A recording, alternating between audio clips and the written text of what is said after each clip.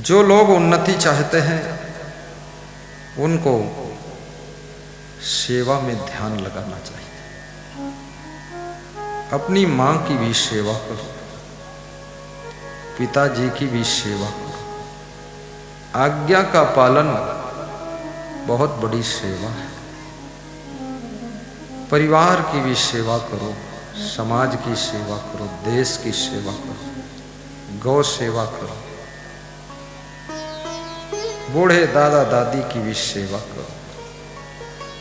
सेवा का फल कभी निष्फल नहीं जाता है। मनुष्य जीवन को व्यर्थ मत गवाओ। समय का सदुपयोग करो, टाइम पास करने की आदत छोड़ो। 24 घंटे का समय सबको मिलता है। 24 घंटे में वैज्ञानिक जब समय का सदुपयोग करता है, नई खोज करता है, बल्ब खोजता है, कैमरा खोजता है, वीडियो खोजता है, हवाई जहाज की खोज करता है, मोबाइल की खोज करता है, चंद्रयान की खोज करता है, वो भी आपके जैसा इंसान है। 24 घंटे का सदुपयोग करके एक नेता मुख्यमंत्री, प्रधानमंत्री, विधायक, सांसद बनता है। 24 घंटे में ही सेटिंग करके डिसीजन लेकर प्लानिंग से काम करता है, टाइमिंग का ध्यान रखता है। एक व्यापारी बहुत बड़ा उद्योगपति बनता है, जिसका नाम मुकेश अंबानी, रतन टाटा, गौतम अडानी रखा जाता है। दुनिया उनका नाम जानती है। मुकेश नाम के तो बहुत लोग हैं, रतनू राम बहुत गांव में रहते हैं, और बहुत लोग, गौतम नाम है, किसी की गौतम जाति भी है, लेकिन कोई पहचान नहीं है।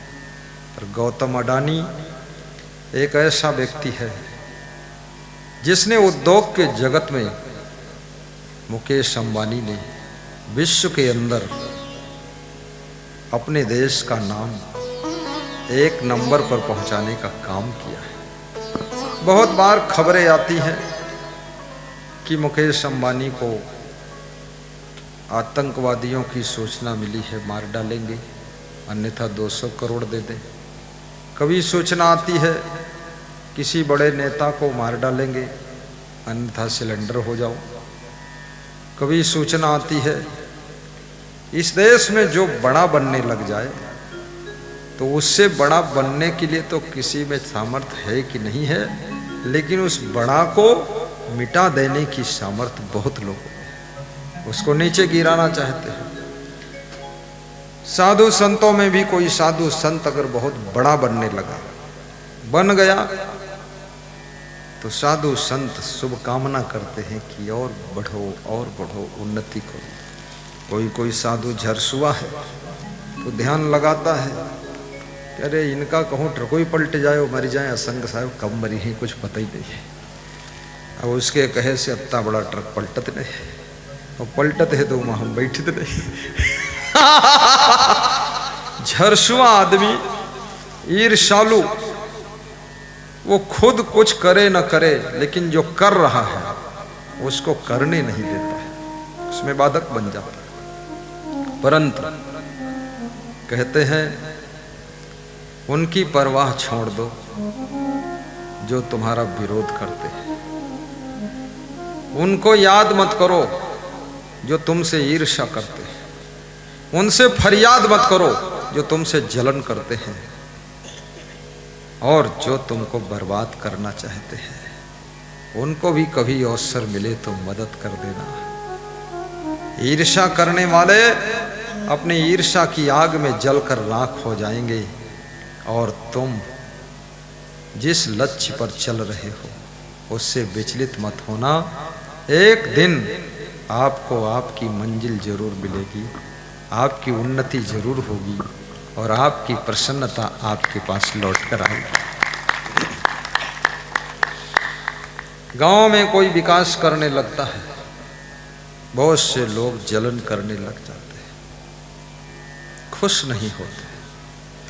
और जो दूसरे की उन्नति से जलन करता है उसकी उन्नति जल भुन कर राख हो जाती है, और दूसरे के विकास से जो ईर्ष्या करता है, याद रखना उसका विकास विनाश में बदल जाता है।